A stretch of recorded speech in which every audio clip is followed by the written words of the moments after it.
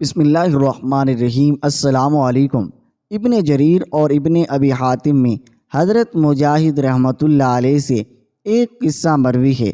ایک زمانے میں ایک عورت حاملہ تھی۔ جب اسے درد ہونے لگا اور بچی پیدا ہوئی تو اس نے اپنے ملازم سے کہا، جاؤ کہیں سے آگ لے آؤ۔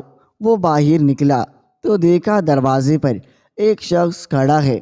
پوچھتا ہے، کیا ہوا، لڑکی ہوئی ہے یا لڑکا؟ اس نے کہا، لڑکی پیدا ہوئی ہے۔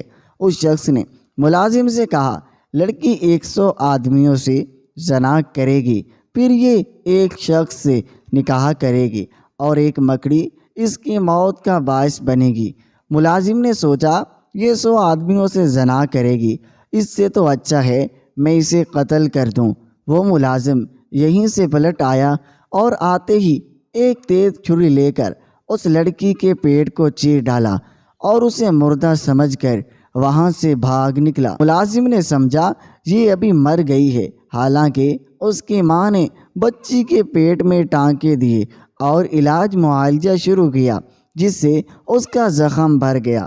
اب ایک زمانہ گزر گیا، ادھر یہ لڑکی بلوغت کو پہنچ گئی اور شکل و صورت سے بھی بہت خوبصورت تھی، تو وہ بدجلنی میں پڑ گئی۔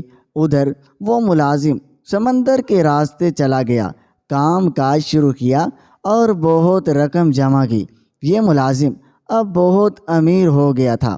بہت عرصہ بعد یہ پھر اپنے گاؤں میں آ گیا اور ایک بڑھیا عورت کو بلا کر کہا، میں نکاح کرنا چاہتا ہوں، گاؤں میں جو سب سے خوبصورت عورت ہو اس سے میرا نکاح کرا دو۔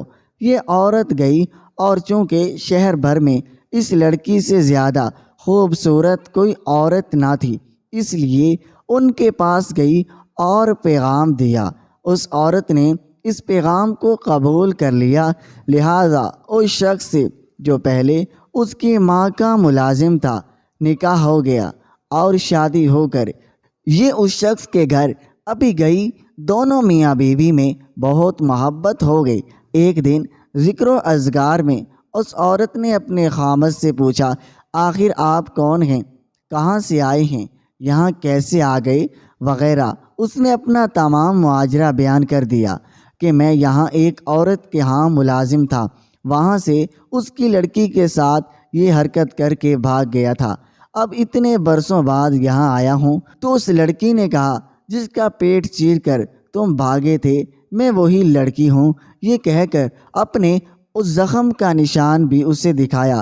تب تو اسے یقین آ گیا اور کہنے لگا، تو وہی ہے۔ تو ایک بات تیری نسبت مجھے اور بھی معلوم ہے، وہ یہ کہ تو مجھ سے پہلے 100 آدمیوں سے زنا کر چکی ہے۔ اس نے کہا، ٹھیک ہے، یہ کام تو مجھ سے ہوا ہے لیکن گنتی یاد نہیں۔ اس نے کہا کہ مجھے تیری نسبت ایک اور بات بھی معلوم ہے، وہ یہ کہ تیری موت کا سبب ایک مکڑی بنے گی۔ خیر، چونکہ مجھے تجھ سے بہت زیادہ محبت ہے، میں تیرے لیے بلند و بالا پختہ اور اعلیٰ محل تعمیر کر دیتا ہوں، اس میں تم رہو تاکہ وہاں تک ایسے کیڑے مکوڑے پہنچ ہی نہ سکیں۔ چنانچہ ایسے ہی محل تعمیر ہوا اور یہ وہاں رہنے لگی۔ ایک مدت کے بعد ایک روز دونوں میاں بیوی بیٹھے تھے کہ یکایک چھت پر ایک مکڑی دکھائی دی۔ اسے دیکھتے ہی اس شخص نے کہا، دیکھو آج یہاں مکڑی دکھائی دی۔